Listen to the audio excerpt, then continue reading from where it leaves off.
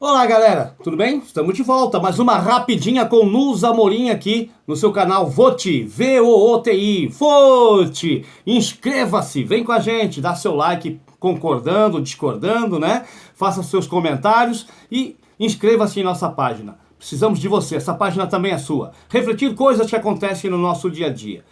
Continua a pandemia, continua a ameaça, o perigo de contaminação. Então, cuide-se, tá bom? Em que pese algumas autoridades falam que não tem tantos problemas assim, cuide-se. Dois assuntos rapidinhos para a gente não se alongar muito. Ontem, depois dos casos escabrosos aí do deputado federal Daniel Silveira, e também da própria Flor de Lis, que foi finalmente afastada pelo Tribunal de Justiça do Rio de Janeiro, foi lá no Tribunal de Justiça do Rio de Janeiro, derrubou e afastou a Flor de Lis, aquela que está sendo acusada de matar o próprio marido, o pastor. Pois é, amiga da Michele, do Bolsonaro, e também o Daniel Silveira, que foi preso depois de ameaçar, de atacar os ministros, o Supremo Tribunal, né, defender o AI-5, pois é, e também amigo do Bolsonaro, todos eles amigos do Bolsonaro.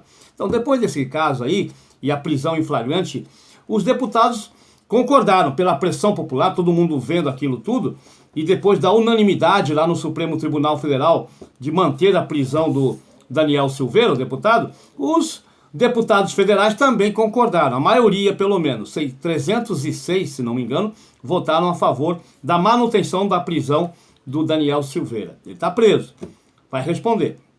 Até quando eu não sei também, que daqui a pouco ele é solto. Mas, de qualquer forma, foi mantida a prisão dele. Só que, ato contínuo, aí a mesa, os deputados já começaram a se... Peraí, mas a gente não pode, a gente tem que tomar cuidado. Os próximos poderão ser nós. Quantos não estão ali, né? Na fila de espera, com rabo comprido lá para trás, para serem presos em flagrante delito ou por outros flagrantes, ou por outros delitos, como queiram, né?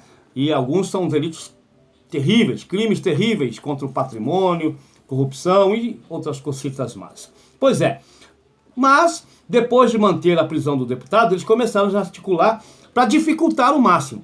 Aí fica aquela discussão, o que é imunidade parlamentar e o que é impunidade parlamentar? Porque eles querem o quê? Não querem mais ser presos em flagrante. Então um juiz, uma autoridade do judiciário, não pode mais. Só pode se ele matar, sabe? Se ele defender o estupro, se ele defender o assassinato de alguém, ele é um parlamentar, ele tem imunidade para falar isso, ele pode sim. Se eu pegar e fizer apologia a crime, eu sou preso em flagrante. Eu sou preso, eu sou um cidadão. Se eu falar, não, pode matar sim, tem que matar fulano de tal, tem que entrar com uma bomba, explodir o Congresso, como alguns dizem que pode ser feito, né? Ou então ir lá no Supremo Tribunal Federal, entra lá um soldado com a metralhadora, prende aqueles ministros todos que são corruptos, ladrões, bandidos. Se eu disser isso, eu vou ser preso. Eu estou passivo a uma prisão. E por que o deputado pode falar? O deputado pode defender um estupro? Estuprei a mulher porque ela estava de sainha curta, me provocou.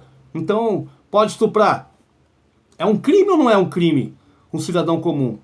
E para o parlamentar, isso é um crime ou não é um crime? São essas questões que a sociedade tem que discutir, tem que saber. Por que há tanto interesse em um deputado federal, um senador, um deputado estadual, em defender essa impunidade? Porque imunidade é uma coisa, impunidade é outra. Né?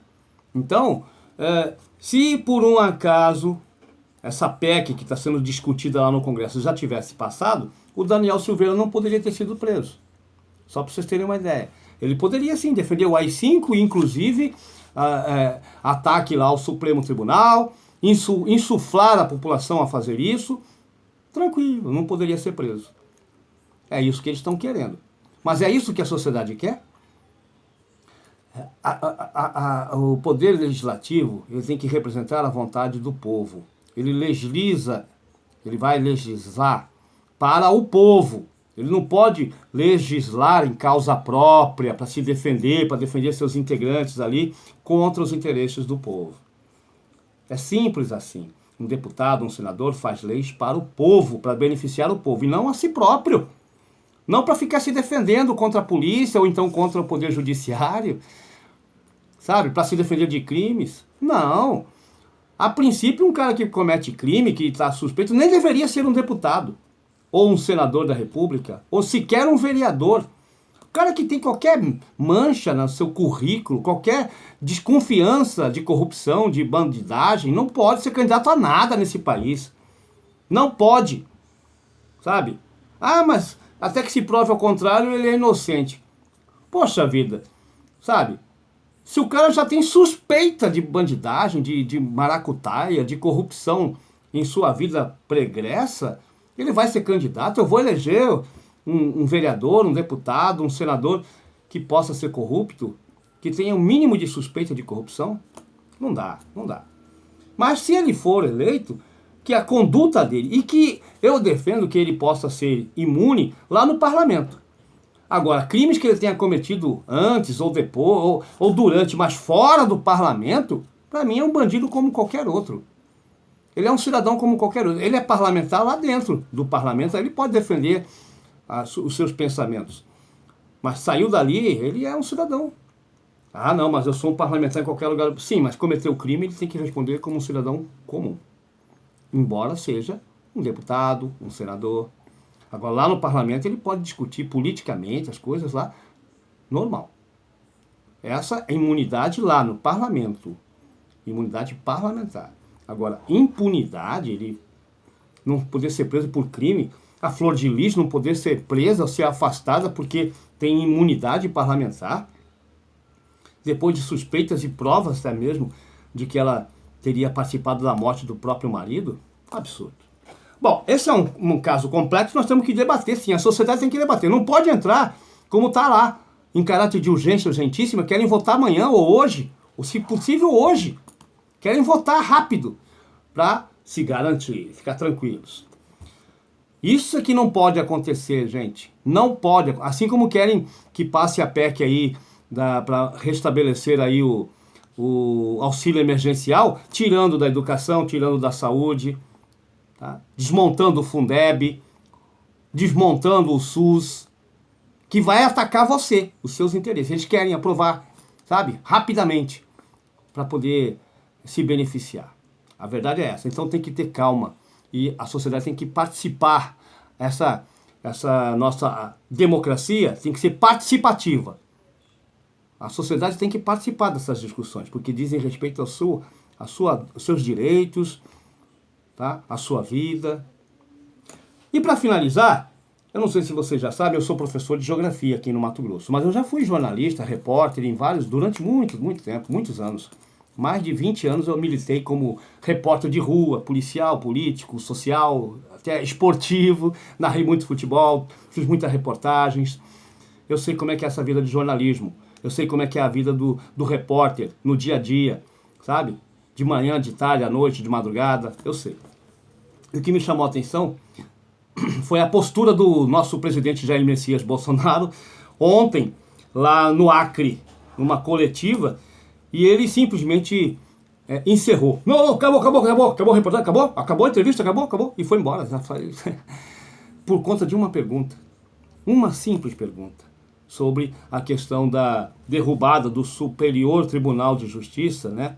O Superior Tribunal de Justiça derrubou a quebra de sigilo bancário de Flávio Bolsonaro.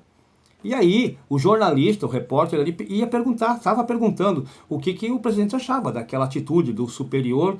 Quando ele estava formulando a pergunta, o que o senhor acha da derrubada do sigilo lá do Superior Tribunal do Flávio? Ele, acabou, e já saiu desesperado.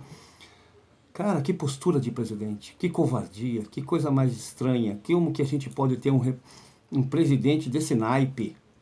Tão deprimente, sabe, gente? E não é a primeira vez. Não é a primeira vez. E o que me deprime mais ainda é que tem educador, tem advogado, tem médico, tem pessoas com uma certa, sabe, uma certa clareza de pensamentos e que apoia, que acha bonito isso. Acha bonito isso. Atiram pedras no presidente Lula, no ex-presidente Lula, Mas eu nunca vi essa atitude do Lula com relação ao seu filho, com relação a... Pelo contrário. Perante o juiz lá, o Sérgio Moro, ele foi... Pô, tem trechos que aparecem aqui que ele dá show, sabe, se defendendo. Dá show. É agora mesmo, né?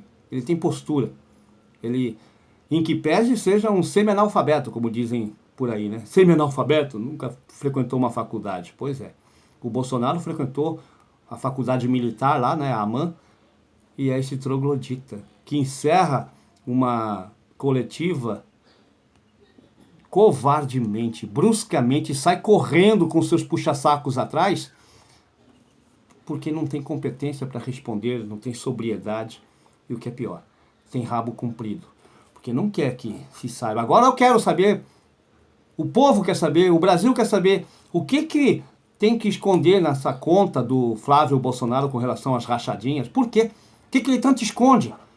Sigilo bancário, né? Sigilo fiscal e bancário de um deputado ou de um senador deveria ser público.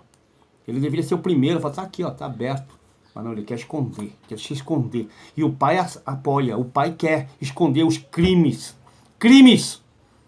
Tem que ir atrás. Agora o povo tem que saber por que estão escondendo o sigilo bancário, querem manter o sigilo bancário de Flávio Bolsonaro.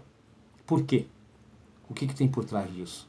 E por que o Bolsonaro encerra bruscamente a trabalhada e sai correndo com medo de uma pergunta de um simples repórter? Pensem nisso, reflitam, pelo amor de Deus. Pensem o que está por trás de tudo isso. Amanhã a gente volta.